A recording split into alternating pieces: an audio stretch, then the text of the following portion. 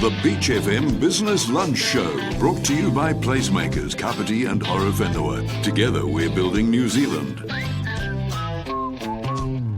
Welcome back to the Business Lunch Show on Beach FM 106.3. And now let's talk media in this uncertain time. And not us. Let's welcome into the show the editor of Otaki Today. It's Carson. G'day, Ian. G'day, Damian. How are you? I'm doing good, mate. How are you doing at this time? Yeah, very good. Awesome. Hey, it is uncertain times. It's just crazy. How's this time been for you guys at Otaki Today? Well, the interesting thing for us was that we pretty well carried on almost as normal. We have a home office, so we were able to just carry on with the staff that we've got. And in fact, we realised, I think, fairly early on that this was affecting everybody, obviously, but that the community here really still needed to know what was happening around the town and how people were doing. And so we just got one publication out. We come out monthly.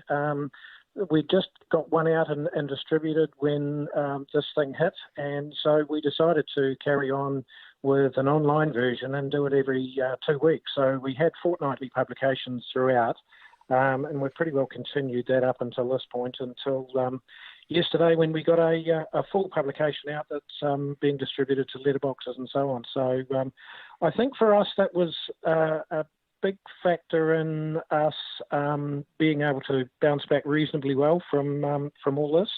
And just keep contact with our readers and our advertisers, and just let people know that we're still going, we're still there, we still want to communicate the stories that are important to Otaki and the district wide.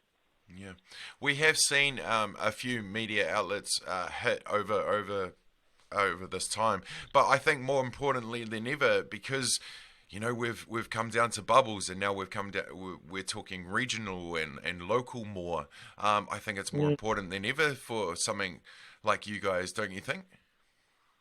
Well, I think we saw that some time ago, and it's part of the reason that we did establish the newspaper. I mean, I've got a journalism background, so I've certainly been keeping a close eye on media. But I think that community newspapers have a more important role than they've ever had. I started my real journalism, if you like, at the Evening Post several years ago in the mid-'80s, and in those days, the big papers were still covering all the community board meetings, or as they were in those days, they would have been the borough council meetings. But they don't do that anymore, and they really don't cover the regions particularly well. And certainly small towns, you would have to have a major incident to get any sort of coverage in the big papers, certainly the metropolitans. So local media has a role now, I think, that, as I said, is more important than ever, because there is just no coverage of the small town happenings. And somebody said to me recently, it was actually another community newspaper editor that had shut down over the lockdown period, and they said, well, there's not really anything happening in their town, which I was surprised at, because there's actually a hell of a lot going on, and there always will be, and it's just a matter of delving in there and getting those stories. And so I think that small, especially independent community newspapers have a really important role to get those stories out there and inform the public in ways that possibly have never been done before, because the big players in the marketplace and media these days are just not going to do it. They don't have the resources, they're not interested, and so it's left to small papers like ourselves to cover the gaps. Yeah. I love my rugby, and they don't even cover club rugby anymore. No, that's true. That's true. I mean, when you think about it, I mean, the regional papers, we've obviously got them in Kapiti and Horowhenua. Probably got a reporter to cover both those areas, and sport in itself, you're going to rely on probably somebody to give you that information, rather than the old days, of course, when you'd have a reporter at all the major rugby games, netball and soccer and so on.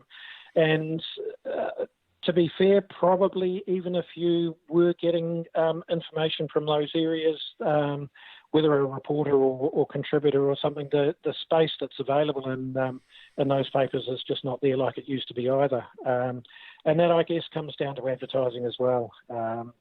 Any newspaper or any media has to rely on its advertisers to support itself and make things worthwhile. I mean, everybody's got to be in it to make some money, and like any business, the media's in it to get a profit out of it. Otherwise, they're not operating. But certainly, I think there's going to be even more of a shakedown in the whole media landscape over the next few months, probably. What do you mean by that? Because shakedown to me would be lessening, I guess. But there is so many different sources to get your information these days. Yeah, there is. I guess I'm talking really mainstream media, yep. And of course there's the current ructions with NZME and stuff.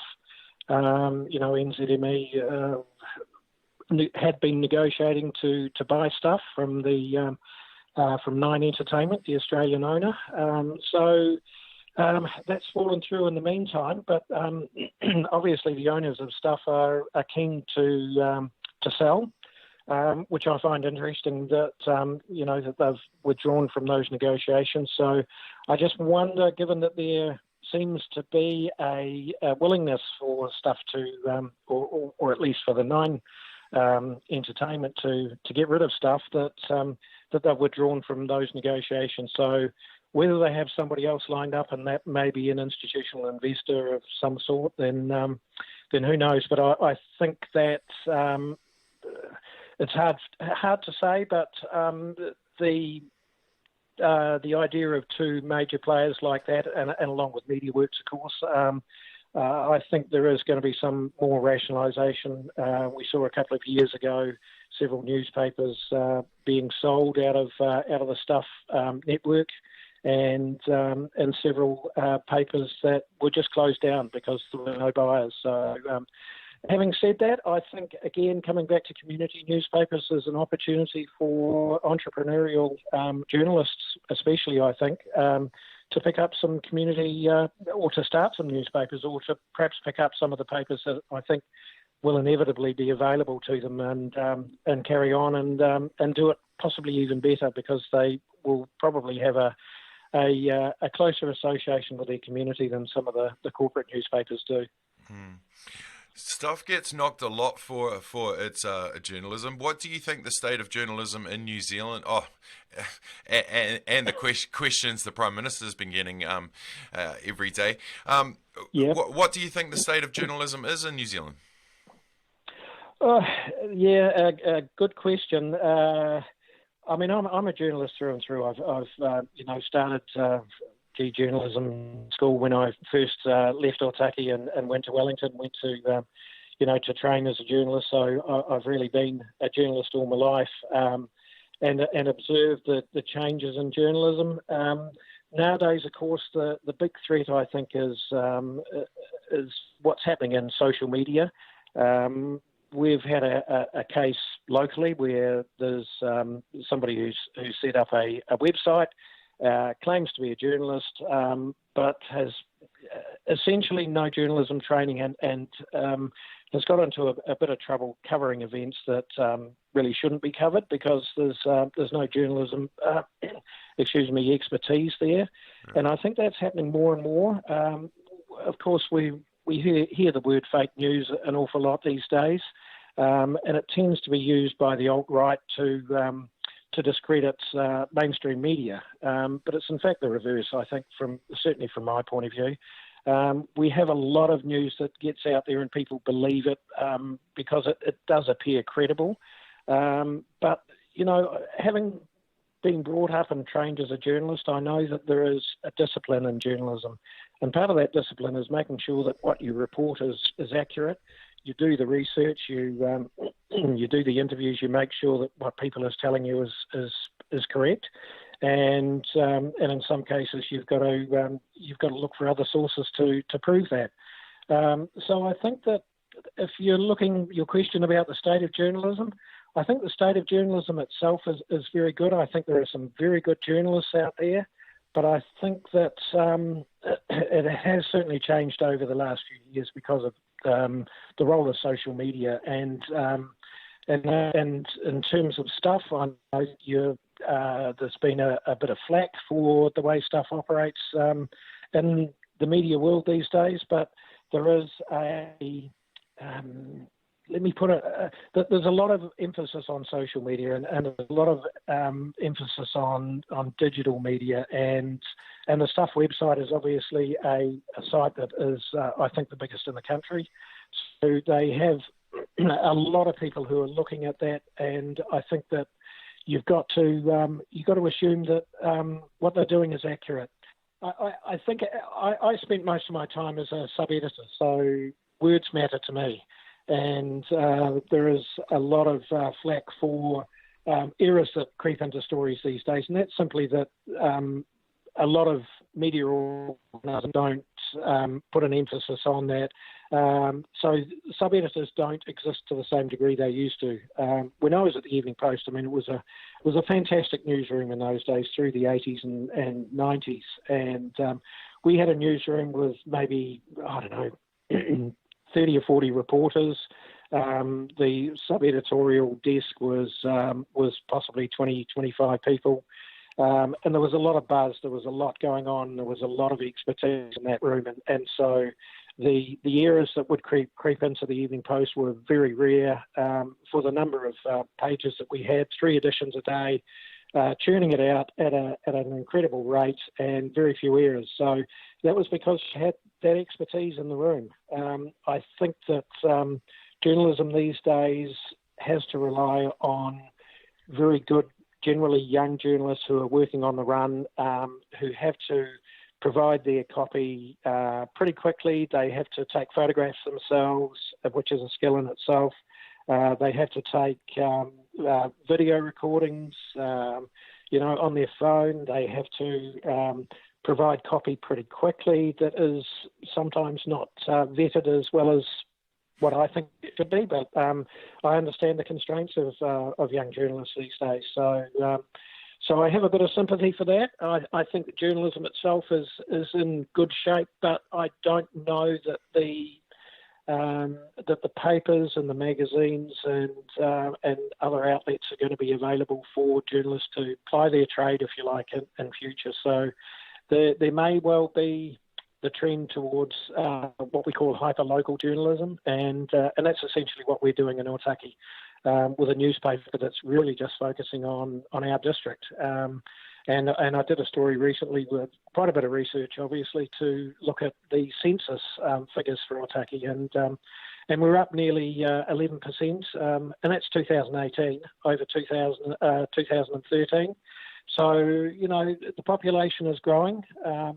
Small population still, but still over 9,000 for the district of Otaki. So I would say that we're close to 10,000 in population now, given that it's been 2 years since that census. So growing community, particularly in Otaki. The express may be built up our way, and no indications that the expressway north to Levin won't happen as well. So I think we're in a very good position in Otaki, and I think that we're just going to be there to tell the stories, and I think there are opportunities throughout the country for good journalists to be doing that in local papers. Yeah. Lastly, Ian, where can the people find you? How can they get in touch? We're online, obviously, otakitoday.com. We've also just this week launched a website for businesses as well, which is simply an add-on to Otaki Today, which is open.otakitoday.com. And that's for our local businesses to have a free profile page on our website and tell the world what they're doing, the fact that they're open, what hours they have, and what services they provide, and so on, because it's obviously going to be a tough time for most businesses over the next couple of months. And as a community newspaper, we want to support those businesses and keep telling the story. So we'll keep doing that.